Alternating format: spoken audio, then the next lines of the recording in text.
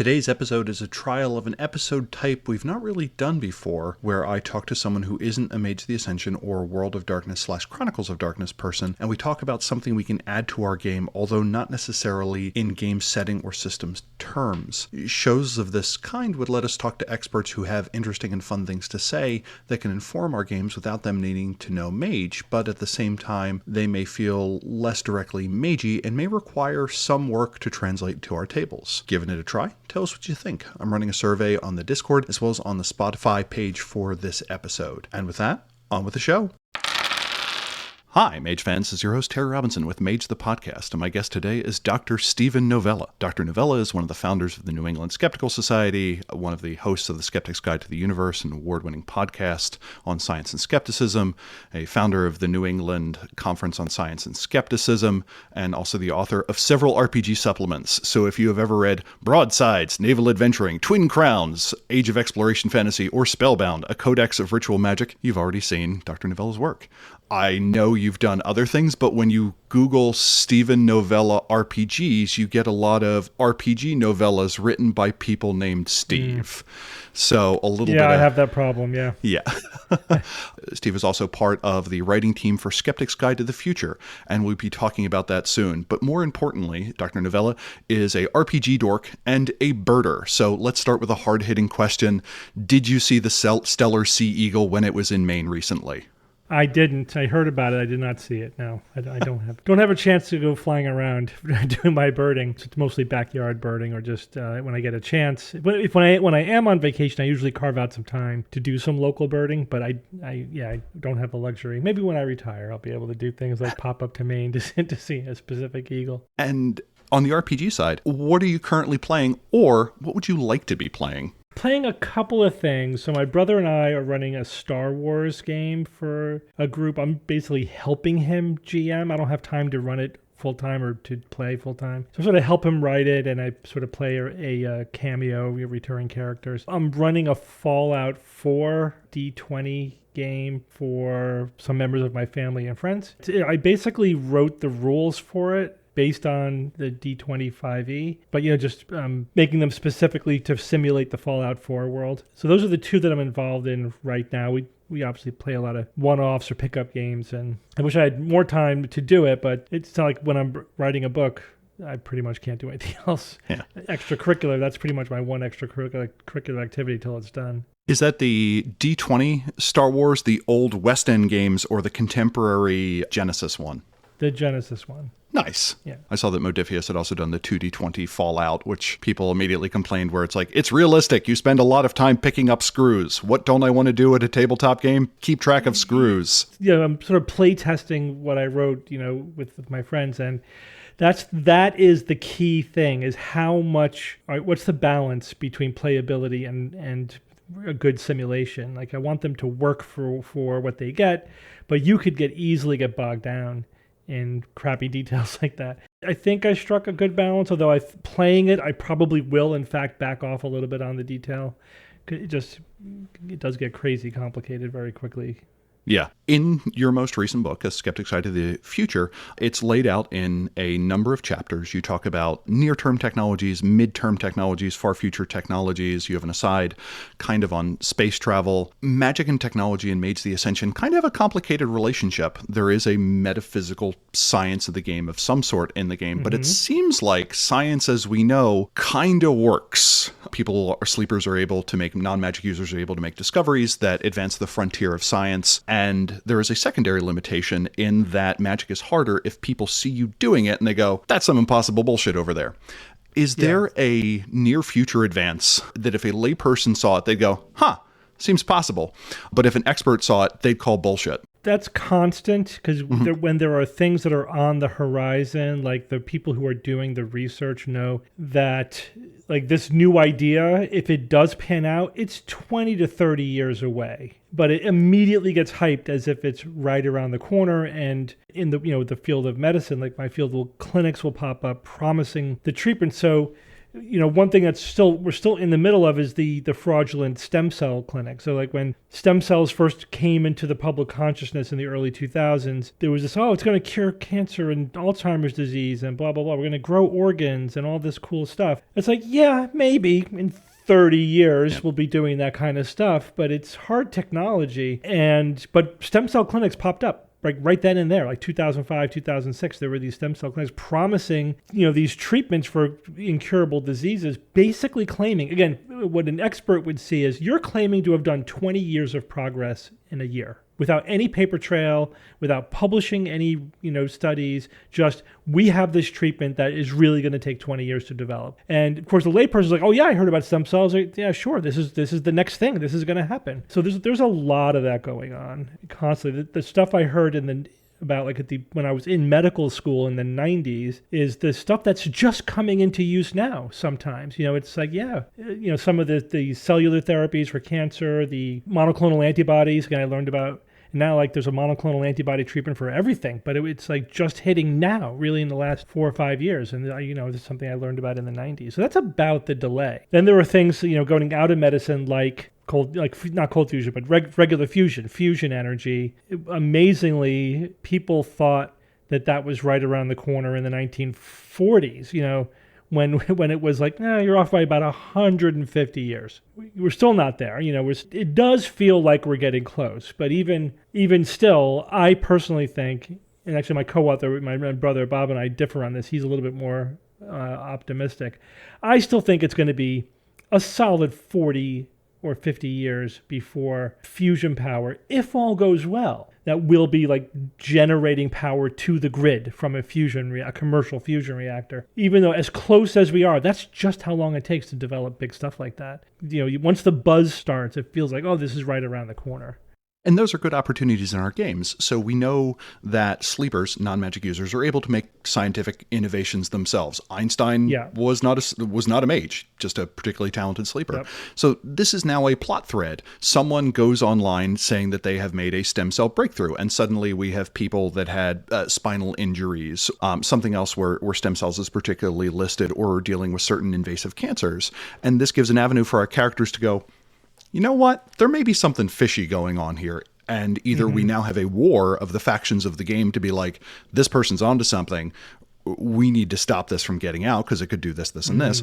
Or this could be alerting the world that this is potentially a magic user who is kind of bringing that technological time frame forward. Yeah, like pretending to do science, but really cheating it with magic, that kind of thing. Or has kind of fudged the laws of physics so that it kind of works. If you are persistent enough in the face of consensual reality, you can do some pretty amazing things. We have historical supplements talking about sky riggers, essentially flying ships that eventually were kind of written out of history because everyone's like, no, that's not a thing we can do.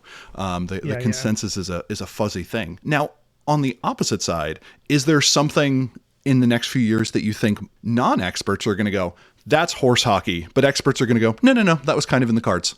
It's a little hard to say. I mean, one thing that comes to mind is genetic manipulation, that we're getting so good at it, with CRISPR, and actually that CRISPR is just the latest in a string of technologies of bioengineering. And I think that, it's so hard because everything gets hyped so bad that it's hard to, the public is usually way out ahead of the science. But I think the thing with the genetic engineering is that I don't know that the non-expert or the non-enthusiast, really understands the potential that we're talking about. And I think experts do understand the potential. It's like, we have our hands on the code of life, and we really can make significant changes. And they're working on building. This is probably another good one, because this isn't one that I see a lot of talk about in popular science.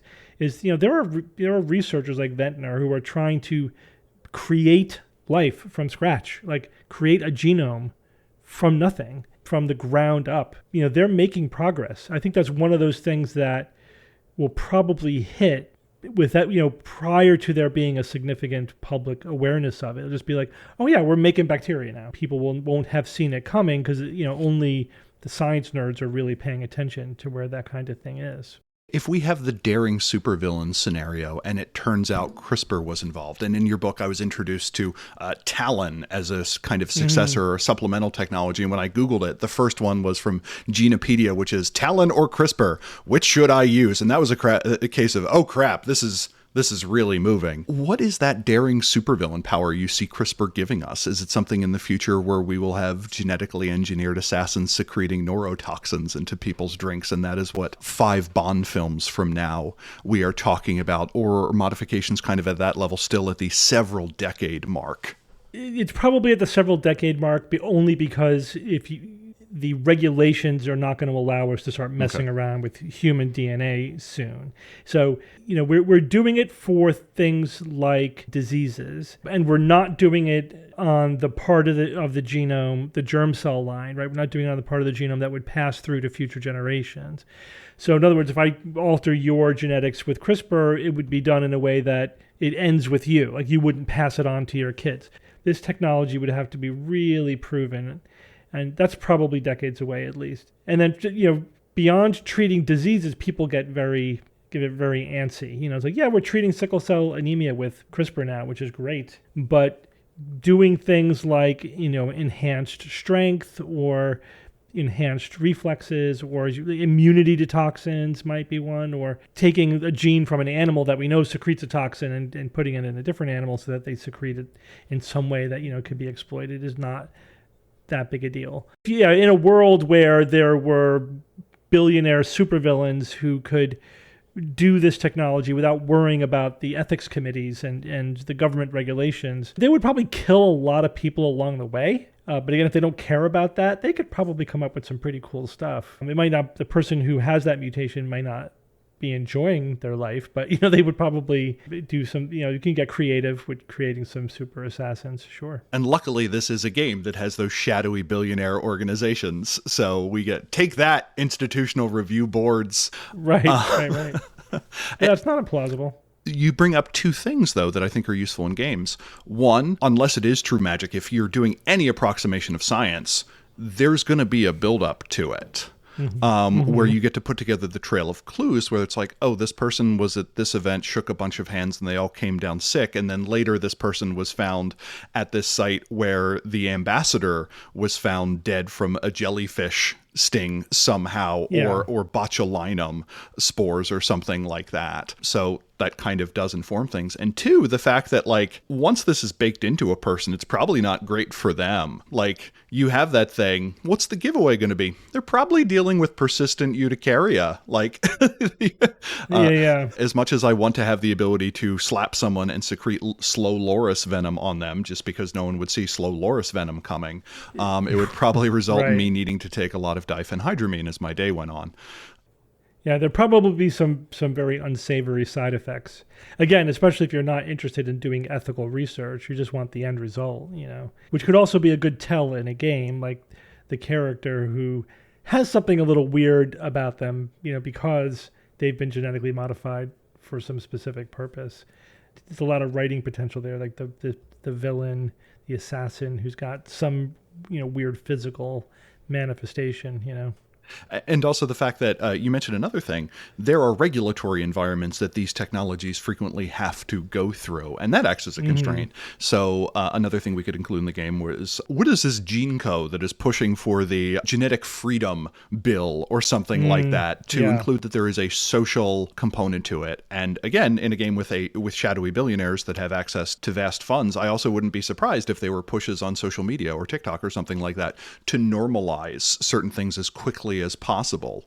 Or they just move their operation, set up their operation in countries that have no regulation or poor regulation, which is what happens today. Like the stem cell clinics first popped up in countries that had this loose, regulation. They became the centers of stem cell tourism. So it would be the same kind of things. Like, why is this eccentric billionaire building a research facility in Uruguay or whatever, in some developing nation that's it's like, well, maybe it's because they have loose regulations there. So why is that important to them? Yeah, because then they could do whatever the hell they want, Speaking of other near future innovations, one of the ideas that we have in Mage is that if you can convince spectators that this is reasonable. It's easier to get away with. It goes down a difficulty level. The in-game mechanic of paradox is less likely to be triggered. You're less likely to get some ironic backlash in you creating your effect. One way of doing this is with buzzwords. Right now, you can get, or at least a couple years ago, you could get $10 million in angel funding by saying that you had a machine learning model for something, or by slapping the prefix neuro onto something seemingly. What do you feel are those current buzzwords that I could jam into my game? Like, for instance, I want to shoot fire at someone, but I didn't actually do that. I just struck them with a stream of embedded nanocombustibles. Right, yeah, so definitely nano is one. Like, nanotechnology. In fact, that term was so abused that the industry had to come up with new terms, because what is nanotech? It's anything where one dimension of the things you're dealing with are less than 100 nanometers. But that's like, that's a very, very broad category. There are a lot of naturally occurring things that have small features like that. So like almost anything could be nanotechnology when you think about it. But so they had to say, smoke. yeah, right, yeah, exactly. But that's because now it's an industry buzzword, right? It's a marketing buzzword. Antioxidants became another one, where it's like nobody really knows what they do. I mean, in the non-experts. So you could just say, yeah, this is loaded with antioxidants, or nutraceuticals, like to create a new category of stuff. It's like it's a nutraceutical. It's food that acts like a drug, meaning it can treat disease.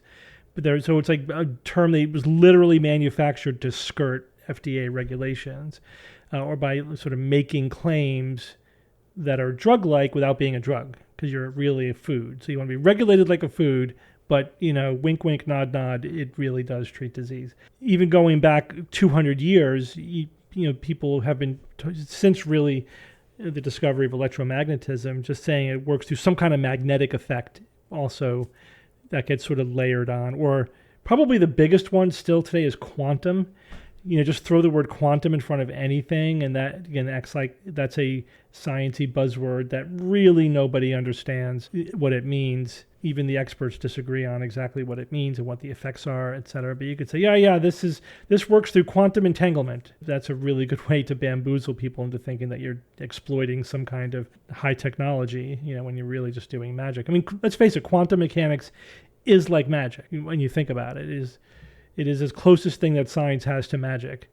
So that would probably be a very useful thing to throw around. One thing lurking in the background as you mentioned quantum mechanics while reading your book was I kept thinking back to Stanislav Lem's Solaris and the idea that at some point we will reach impediments to science because we lack the ability to create analogies to explain them, that there will be ideas and thought processes so remote that we will never get there. The other one to me that is always magic is narrow AI. Like, yeah, it's just a regression, but it's a regression on 10 trillion data points that has 1.1 billion variables. If you had asked me the question of what's magic, it was when I started seeing AI image generation and diffusion networks. Speaking of narrow AI, in the research on that, was there one that kind of popped out at you as being like, whoa?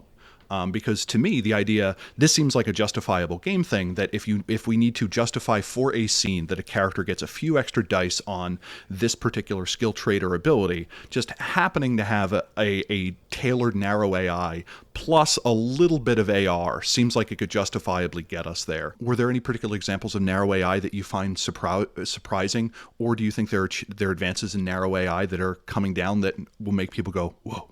So I think the whole field of narrow AI has been surprising to a lot of people, even I think to some experts.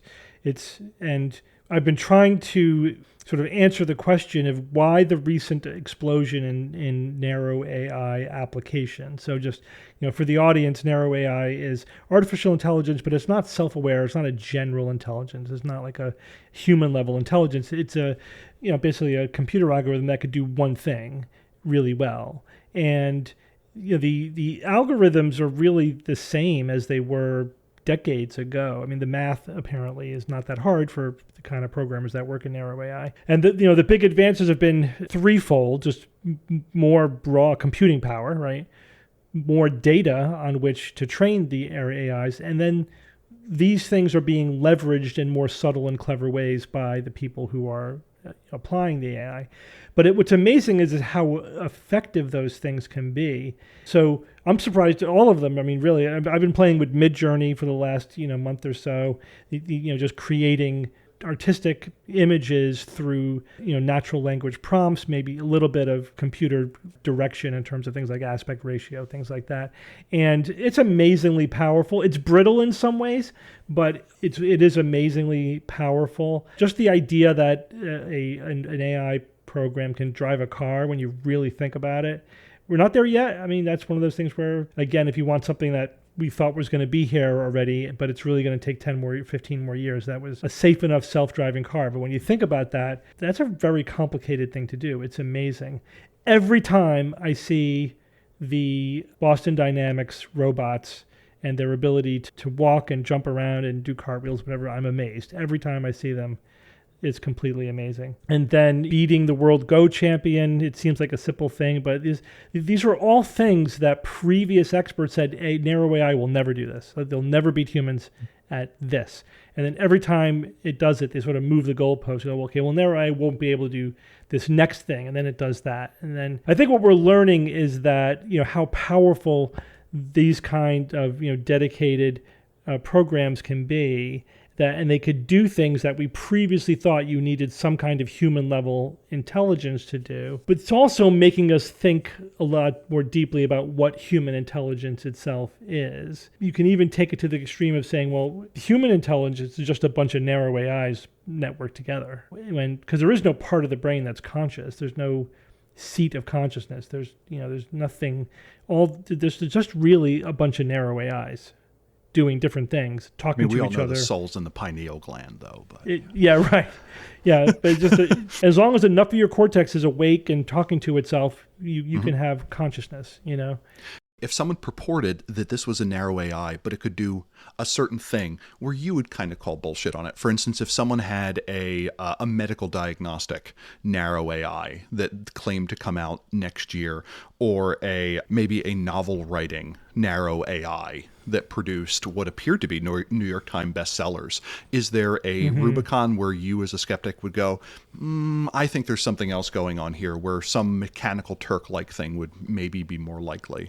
Yeah. I mean, it's a matter of degree. Okay. And given those things that you mentioned, we have them, right? We have text writing AI. We have medical diagnostic AI, and they're getting really good. They're already better than humans at reading an x-ray. Already better than humans at doing that sort of thing.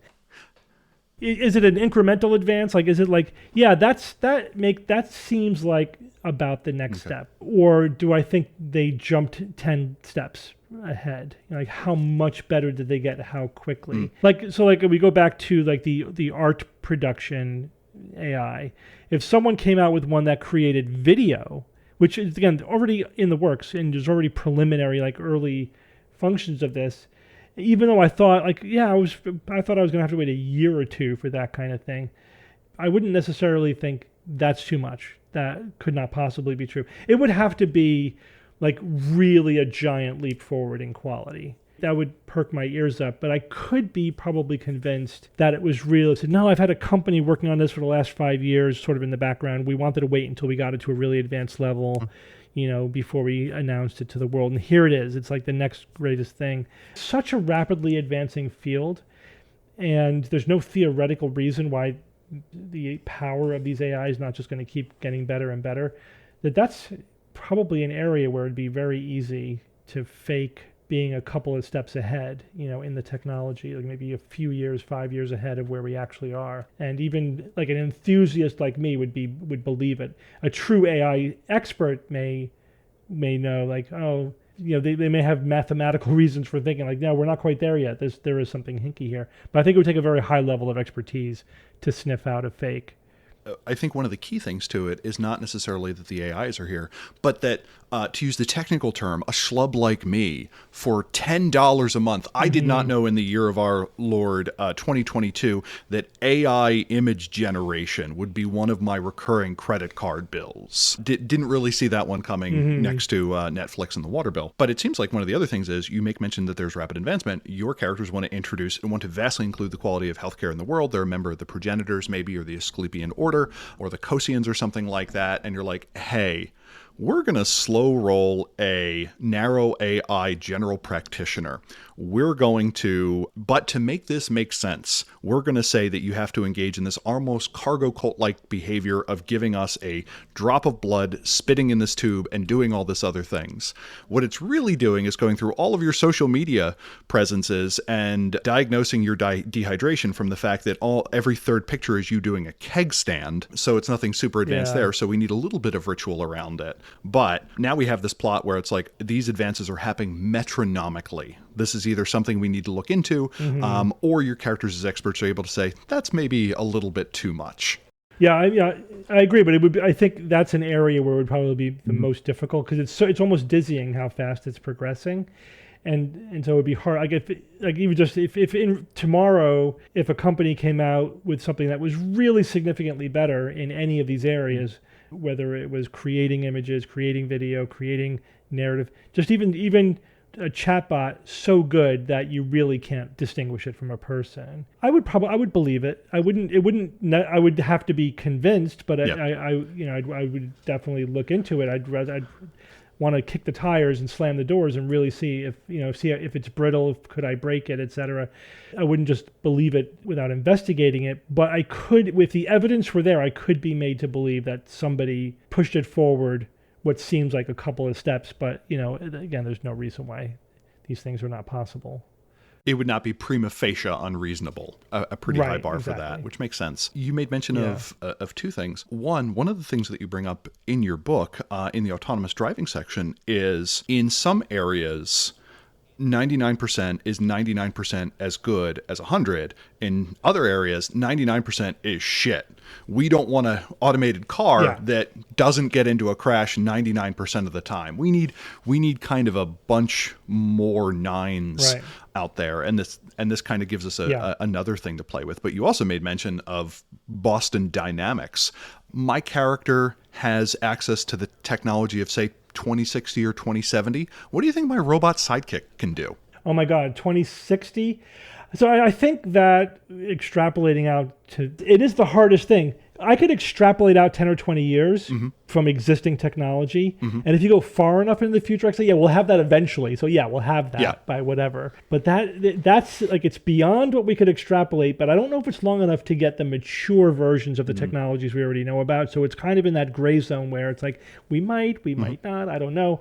But there's a couple of things that are pretty relentlessly happening that I think we could say, by 2060, 2070. So again, if you just take what the Boston Dynamics robots can do, extrapolate that out, you should be able to have, say, a humaniform robot that can move exactly like a human, can even be an agile human, like an athletic, agile human. That shouldn't be a problem. We know that battery technology is advancing, so it's plausible that animal or human-sized robots will have significant internal power storage so that they could get through the day, without having to recharge, or without having, like today, like a lot of the Boston Dynamics robots have to be plugged to external power. Like we'll probably be past that at that point, although it's hard to say what their battery life would be, but it'll be probably reasonably significant. There's a lot of research being done into soft robotics, because robots now are hard, and that makes them not good for a lot of applications, especially in the human space. If they want robots to occupy human spaces, not factory floors, not the battlefield, but places where soft and vulnerable humans are, and our stuff, which we like not to have broken. You want soft robotics. That also would make them a little bit less clanky and noisy. So by then it's also very plausible they will have actuators and other things that are much softer. So again, having a robotic pet or a robotic companion or whatever, that is pretty reasonable for the living counterpart if that's what you're going for.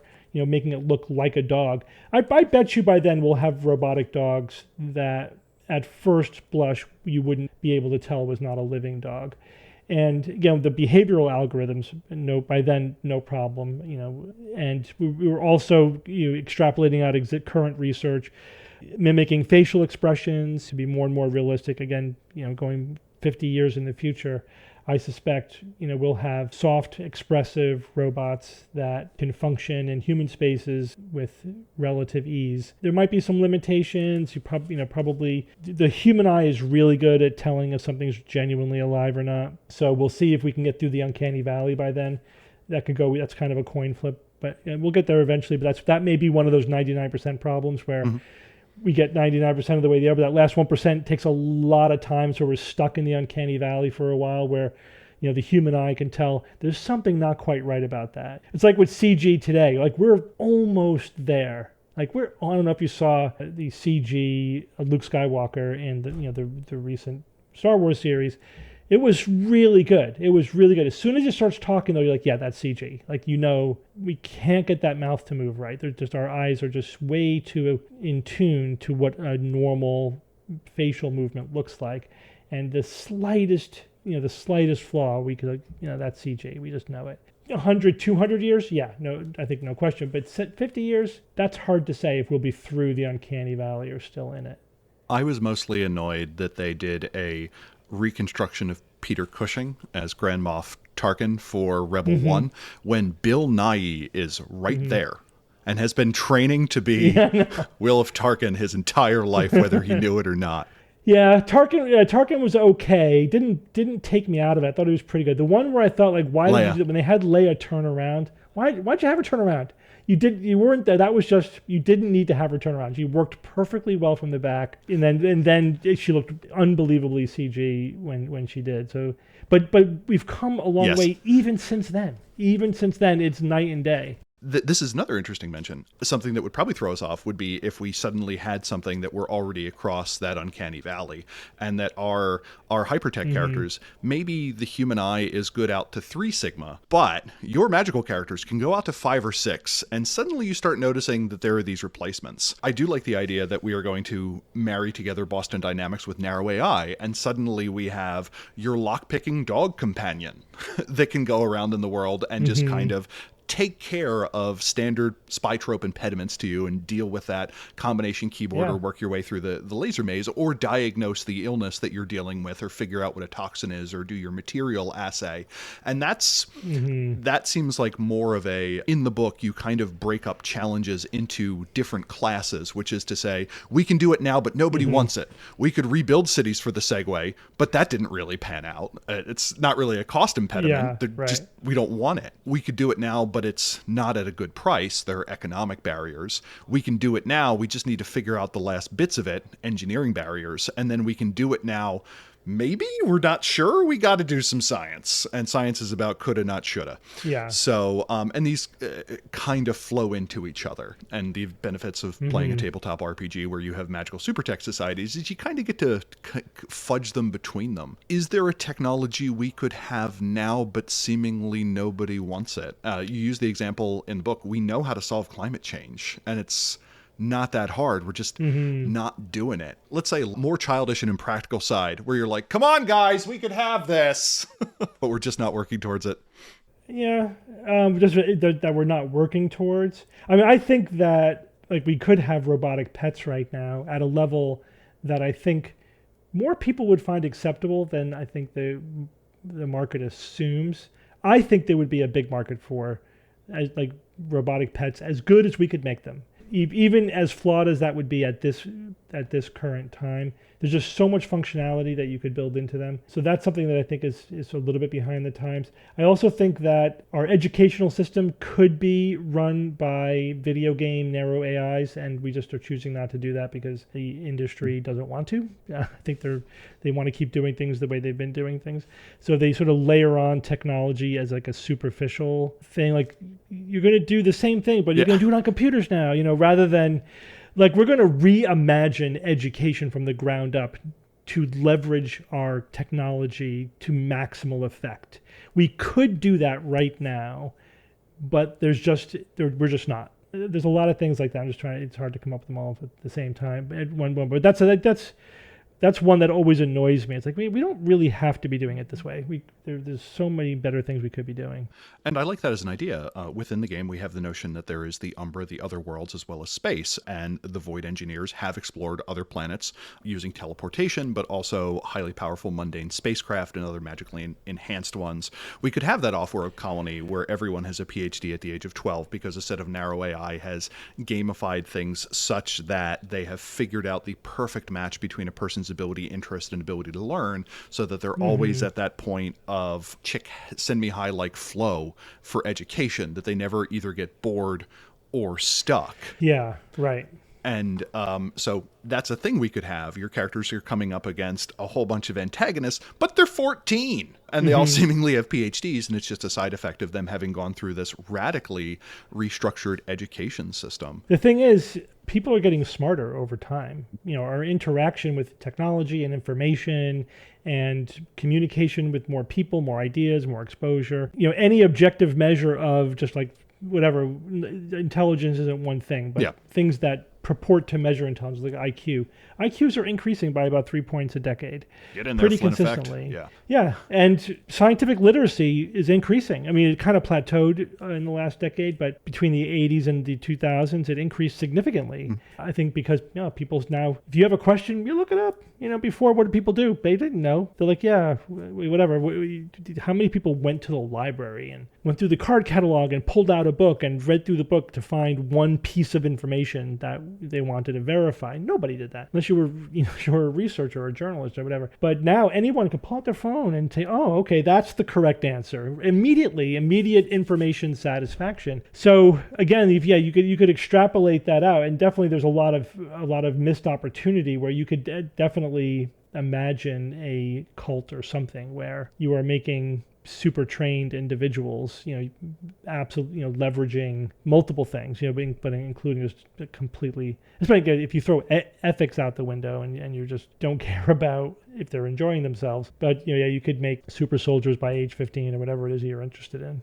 So speaking of kind of RPGs, one thing that frequently comes up is the haste spell or some analog that lets you act gooder faster. Is there anything on the horizon that would let us beat more or less just using amphetamines or cocaine, seemingly, to improve, or other nootropics? Weird to call cocaine a nootropic, but on very short time horizons, some people claim that it is. Is there anything that would let us emulate that, or in Mage, a time 3 effect that lets us just kind of act faster or more capably over short bursts of time? The short answer is no. Okay. And unfortunately, so not with biology, and the reason for that is, and not as a drug, not pharmacologically or anything like that. So the inherent limitation is how quickly nerve impulses get through nerve cells and how long they are. Like, you can't get a signal from A to B any faster. It's a laws of physics limitation at this point. And that's kind of the ultimate limit of how fast you could move and process information, etc.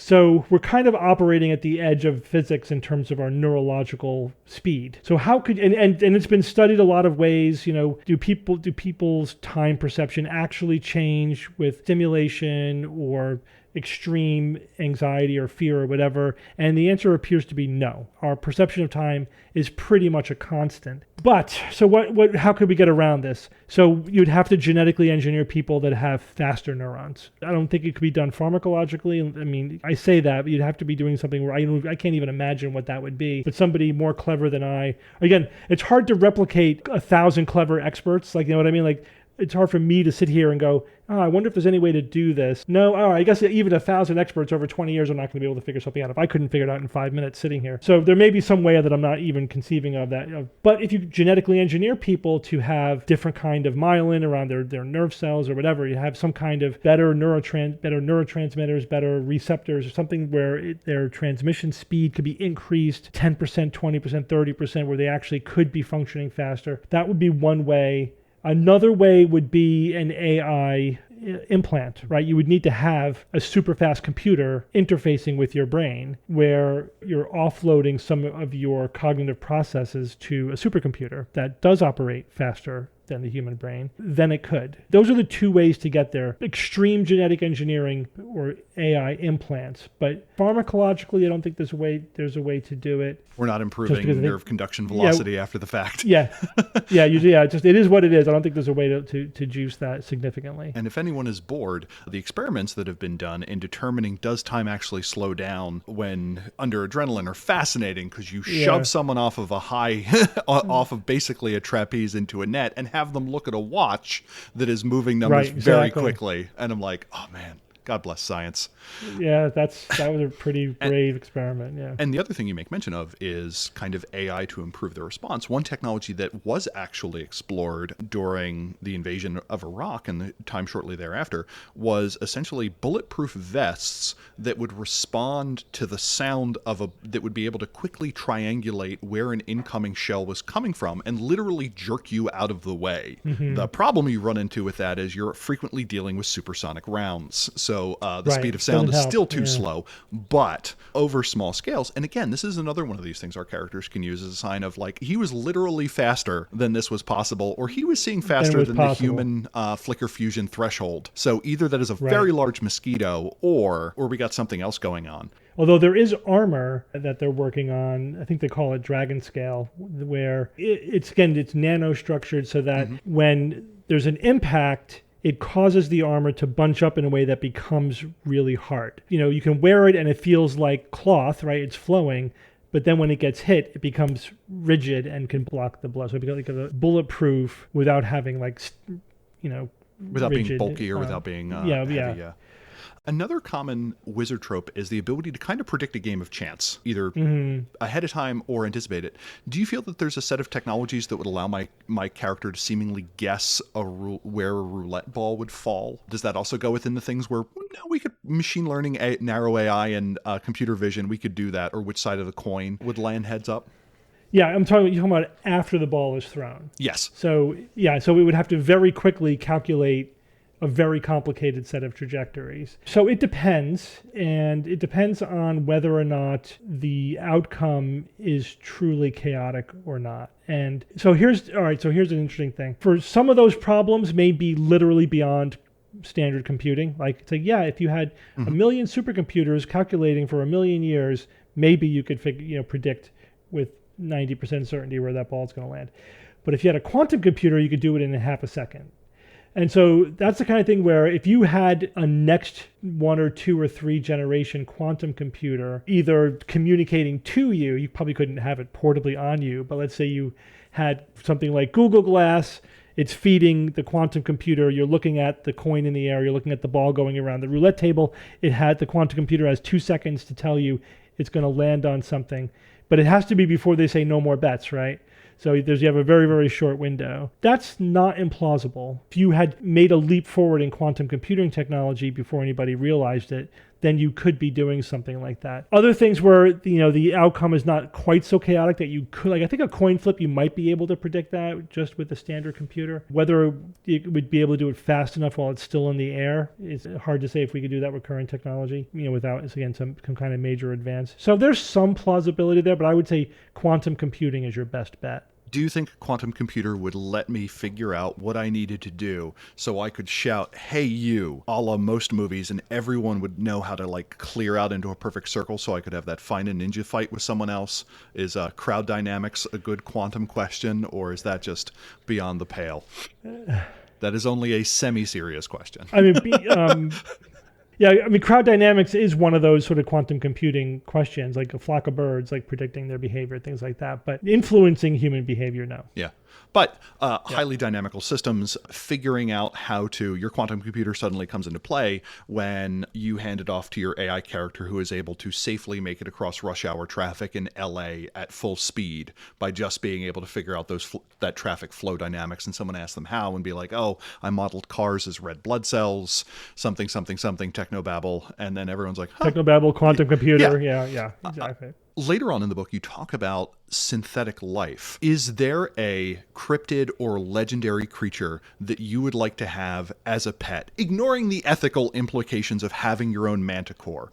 I personally would like a Mothman. That's just me. I want a very curious thing that is essentially a great horned owl that's a little bit more intelligent and is just kind of flying around and following, figuring out what my business is, and maybe records that on a slightly cybernetic basis. Is there that mythical creature that you think we could see once synthetic life forms start rolling out? I mean, anything multicellular is a way away, right? Yeah. So right now we're working on bacteria. So anything where you have a multicellular organism, that may be like 100 years from now, like before we're like engineering that kind of thing. I wouldn't be surprised. What would I want to make if I could make it? I think the chupacabra is a good one because it's a little manageable in size. Like, where are you going to put your Loch Ness monster? And even Bigfoot would be kind of fun, but still, that's like, better make sure he's potty trained. But a chupacabra is basically a dog. Yeah. I think that would be a lot more manageable. Although I was going to go with the owl before you chose it. Sorry. Would you want a very small Loch Ness monster? Like have a little moat out in front of your house and maybe have them seasonally, 3 or 4 of them? Yeah. Something I could keep in a pool. Yeah, that'd be fun. Yeah. The Loch Ness Monster Pond. Breathing fire is probably beyond what synthetic life could do, but once you marry together synthetic life and cybernetics, we're now into a whole other ball of wax, which I certainly appreciate. Mythical creatures, not cryptids, but mythical creatures. I'm partial to griffins, big enough that I could ride it. I want to be able to put a saddle on there and ride the thing. Dragon would, yes, but they're so big and they're kind of aggressive and scary. Griffin, I think it could be more manageable. I just also don't trust cold-blooded pets. Just kind of as a rule, I just assume a dragon would be like that. A griffin, is a griffin to you warm-blooded or kind of somewhat warm-blooded like a bird? No, they're totally like warm-blooded. Okay. I mean, they're half mammal, half bird. Either way, they're warm-blooded. Yeah, they're totally warm-blooded. They have to be for the energy demands of what they do. A griffin could be just a 4-legged sort of eagle-type creature, or it could literally be like the true mythical creature is a lion on the back end. I don't care about I don't like the chimera griffin. I want just like a plausible creature that just happens to have a configuration like a griffin. Eagle head, 4 eagle legs, eagle tail, so it could actually fly well. Very intelligent. I do like the idea that like the griffin people and the hippogriff people and the rock people are all in the same neighborhood and they judge each other when they're walking their pets and be like, oh, you got a sphinx, really? That's so 2175. So seemingly anything without a projectile weapon that is a mashup of some sort, we might be seeing that in the future. Sure. Is there a weird mashup that you think is doable now or in the near future? We've all seen the image of the mouse with ears on its back. If someone were to have a chupacabra 15 years from now with dedicated research, do you think that's within the ken of doing some form of selective breeding, or is there a barrier that you think selective pressures that is one too far to get your little goat sucker? I mean, you could probably do it with breeding. I mean, look what we've done with dogs with breeding. It's just amazing. If we really wanted to make something like that with breeding, if we allowed bioengineering, then it becomes easier. If you could say, I want to give it some scales, or whatever, then that becomes a lot easier. I think we're just, again, there's ethical regulatory considerations in a world where those were not an issue. If there was a dedicated program of bioengineering going on in the game world, I could see a lot of really crazy shit coming out very plausibly with, a 10-year, 20-year sort of research program. Again, that could have started in the 90s. Like, we could be seeing those things now if there were people working on it. Again, not really caring so much about ethics, like the kind of monstrosities that it would create, just sort of experimenting with what kind of weird kind of creatures can we create. Can we put wings on a lion? Let's try. Let's see what happens. That's very plausible. Kind of another class of common RPG Magic stuff that we see are things that provide either uncanny understanding of the mood of another person or the ability to influence it. You don't really talk about things like pheromone manipulation or what have you in the book. Is that still science fiction that's pretty far out there, or are there any technologies that you feel would kind of let us approximate that Jedi mind trick or something similar to that from kind of a high technology paradigm? So I don't think it's very plausible, and not because we lack the technology, just because humans don't work that way. So like any system that we've tried to develop where we can tell if someone's lying or not by reading their micro expressions or their tells or whatever. Again, humans are kind of chaos machines. Those 100 narrow AIs bouncing back and forth inside our brains is very chaotic, and like we can't always predict how we're going to react to things, and so we're inherently, it's like predicting the weather. It's like, will we be able to predict the weather one day? No, because there's a certain amount of chaos that, it's just going to be, it's inherently unpredictable beyond a certain point. I think humans are inherently unpredictable. And that also means you can't necessarily, we're actually pretty good at manipulating people at the 50 to 60% level. Like psychologists could do that now. Like you do a good psychological study, you could say 40% of the people are not going to see the thing, or they're going to respond in this way, or 50% or 60, whatever. So if you're talking about that, we could do that now just by just study psychology, and you could manipulate people at that level, improve your chances of getting them to behave in the way that you want them to behave. That's just social psychology, a lot of that. If you wanted to take it to like the 95% level, then it's tough, because that's where you're pushing the limit beyond the chaos, where it becomes inherently unpredictable. You could argue that, with AI, you could maybe get the number up a little bit, maybe you can get it like 60% or 70% or something, but that would be plausible. Like if you want some kind of bonus on your die roll or however that would manifest in the system, sure. Manipulation like in Dune, like the Bene Gesserit, no. I don't think that our brains don't work that way. That's even possible. There would have to be something else going on. And pheromones, again, like pheromones don't really, you can't get people to sort of behave in a way that they wouldn't ordinarily behave. You know what I mean? Like that, you can't, again, that's not how the brain works. But and pheromones really just reinforce existing intimacy. They don't like, ooh, you catch a whiff and you fall in love with somebody. That doesn't happen. You do mention an interesting class of technologies that are kind of up and coming. One would be brain-machine interfaces, which that may partially answer the question of, so how are we getting this information that our character is parsing? The easiest example for that is probably a contact lens or a pair of glasses or something, though. But also you make mention of neuronal dust, or basically that we could inhale brain-computer interfaces, and we couldn't use this at an unassuming dinner party, but now suddenly my person in black team is literally on the same wavelength. Because we have a direct brain-computer interface that's talking to our phones, and now our only limitation is the speed of light and the processors on our iPhone 37s. While we don't get that uncanny influence, we do get that uncanny communication, possibly. Totally. Yeah, we could totally replicate ESP.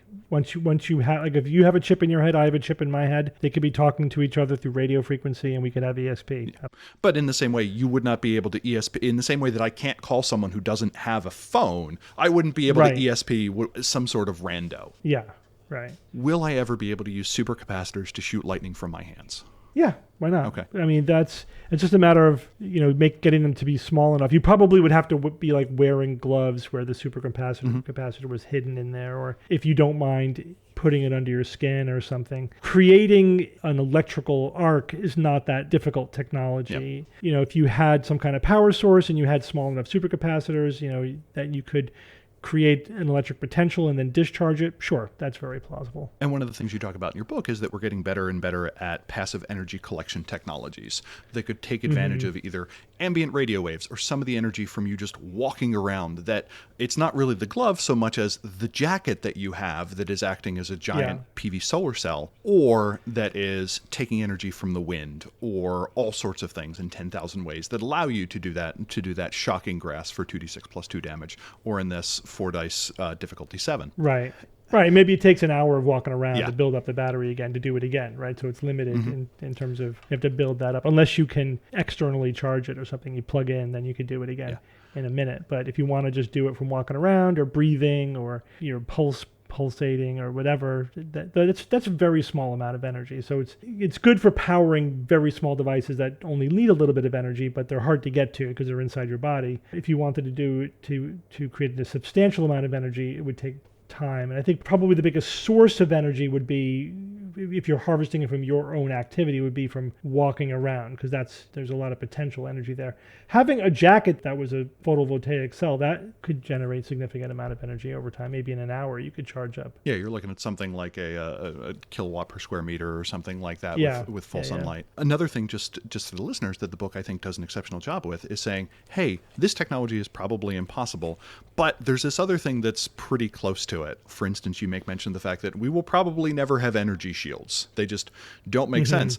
But having an AI that has a targeting computer built into it that can just knock an incoming bullet out of the air is entirely plausible, and is probably something we can have in the next year or two. Yeah. And a similar one you talk about is, we're not teleporting anytime soon, but oh man, for short distances, we have rockets that can go Mach 16. That's New York to Los Angeles in 30 minutes. That rounds off to teleportation for me. At least on a planetary scale, yeah. The other thing we have about technology is kind of the plots that it generates over who controls it. The Order of Reason was a group in the game that pushed for innovation through the Renaissance and the Enlightenment. It eventually became the technocracies that pivoted from an organization that had a monopoly on scientific ideas to sleepers, to non-mages kind of being the main crux of that. Of the technologies that you list in the near or the mid-term, with maybe the exception of AI, because for whatever reason in the game, greater than human level AI doesn't seem to reliably exist. People can teleport, people can have pocket nuclear devices, but AGI superintelligence just doesn't seem to be on the table in Mage. Is there a technology that maybe you most fear or you think represents the greatest power to the first person that would have some control over it? I mean, it depends on how you define power. I mean, if you just want to blow stuff up, like if you figure out how to make large quantities of antimatter, that's really useful for power generation, for rocketry. It's also really good at blowing stuff up, if that's the primary goal. For security, it's quantum computing. Whoever gets the first quantum computer at like a million qubit kind of level, where you can basically break any code that exists and create uncrackable codes except by another quantum computer of equal power, they will own security. That's it. Once whoever cracks that. And the other thing that's just the fact that genetic engineering is becoming so cheap, so fast, so portable, that like any lab in the world could do CRISPR without having to invest millions of dollars in equipment, and could do it fairly quickly. So that's a technology that excites and scares me at the same time, because like the potential for curing diseases and improving humanity is massive, improving our agricultural system, etc. But it just seems like it's going to be so trivially easy in the not too distant future to, engineer super bugs or engineer insects that will be a plague on your enemy or whatever. And once you manipulate the germline, it's out there in the environment now. That's a genie that is like impossible to put back in the bottle. The proliferation of sort of cheap and easy genetic engineering is probably the scariest technology in the near future. Yudkowsky-Moore's law that every 18 months the IQ required to destroy humanity drops by 1 point is one of those things. It doesn't quite keep me up at night, but I worry about it in the back of my head. Right. You've been so generous with your time. This book is wonderful. Listeners, link in the show notes. Read it because it's a good read, but also there is this way of reading it that it can be beneficial to the games we play, especially if we have an eye towards the fact that this is normally a mystical game where you have the Rosicrucians and the witches up against the Men in Black. It's nice to have some resources for some of the fun toys that the Men in Black can bring to bear on this. Dr. Novella, do you have any other upcoming projects or any other things that you think our audience may be interested in? So, I mean, I think the big thing for podcast listeners is to check out our podcast, The Skeptics Guide to the Universe. There's also a book by the same name, which is our first book. The Skeptics Guide to the Future is the second one. And we always have a lot of irons in the fire. We're trying to develop a series of live shows. Again, that kind of was put on the back burner for a couple of years because of the pandemic. But we're sort of rekindling that now that people can actually get together in the same theater. We do lectures, panels, entertainment shows, sort of variety type shows for colleges, corporations, and we just book them ourselves as well. So you could just look on our website and everything we do is there. Just go to theskepticsguide.org. It's all there. Dr. Novella, thank you so much for your time. Terry, it's been a lot of fun. Thanks for having me. You've been listening to Mage the Podcast, which as a technology hopes to remain entirely coincidental well into the near future. The episode is made possible by Mikhail, Oracle of the Near Future Technology of Unstained Spaghetti Sauce. Jay Widener, Oracle of the Near Future Technology of Doormats that don't keep moving around as you step on them. Josh Hillerup, Oracle of the Near Future Technology of Spoons that don't slide into soup bowls if you just kind of leave them on the side. Buck Gregory, Oracle of the Near Future Technology of Ice that doesn't get stuck in a big chunk at the bottom of your glass and fall onto your face when you tap the back of it. Christopher Phillips, Oracle of Near Future Technology of Cats That Meow with Perfect Pitch, the crew of Erebus, Oracle of the Near Future Technology of Bulletproof Spats. Additionally, I'd like to thank our other executive producers, Alex, Alexia, Anders S., Andrew Edelstein, Anand, Badurfi, Berto, Blaze Hibbert, Blake Ryan, Boogers to the Six, Brad the Blue, Bryce Perry, Chris B., Daniel Cuppen, Daniel Scribner, Dan Svensson, David Roy, Derek, Dennis Osborne, Derek Simsick, Fragger Rock, George Lar, Guy Conan Stewart, Ia Bolt, Jason Kennedy, Jason Vines, Jason W. Briggs, Gatsby, Jeff Bryn, John Magnuson, Jolyn Andes, Laws and Stuff, Joshua Heath, Kathleen Halperin, Chris Kinner, Leslie Weatherstone, Matthew Prohl, Michael Creedle, Michael Parker, Morgan Aran, Nathan Weaver, Nibero, Neil Patterson, Nikita Klaymanov, Oliver Schindler, Patrick McNamara, Patrick Mulder, Puka G, Rachel Grace, Ralph Scheinheimer, Ricardo, Richard Bat Brewster, Robart the Robot, Rob H., Ryan Kennedy, Samuel Tobin, Sean Gallagher, Stephen Carton, Thrice Great, William Connolly, William Martin, and Zach Rules. Our executive producer shout-out this week is to Chris Kinner, who spells their first name with a K. I googled this to see how common Chris with a C versus Chris with a K was, and I got the most delightful results. AskDifference.com is a Google food page that just wants to generate formulaic content to put ads against, and does so in the lamest way possible. The answer I got was that Chris with a C was shortened of the male name Christian or Christopher, with the accompanying image of the crotch of a football player, whereas Chris with a K was an Indonesian or Malay dagger with a wavy or rigid serpentine blade, or alternatively the transitive verb for to stab someone with the same thing. The image accompanying this was entirely crotch-free, sadly. I think from now on, instead of a junk shot, I may refer to someone being hit in the Christopher. Chris Kinner, thank you for your support. Rather listen on YouTube, search Mage the Podcast on YouTube to find our full library there. If you super like this episode or super didn't, drop us a line at magethepodcast@gmail.com or at magethepodcast on Twitter. If you're listening to us on Spotify, please feel free to participate in the Spotify polls that I've been doing at this point for several months. I probably should have announced that at some point. We have a Hop and Discord community at discord.me/magethepodcast. If you'd like us, please give us a review on the platform of your choosing or tell a friend about us. Also go to magethepodcast.com for show notes and all of our previous shows. Now go change reality. And yes, I know during this outro the sound cut out a few times. It's a driver issue and I'm in the middle of working on it. Bye.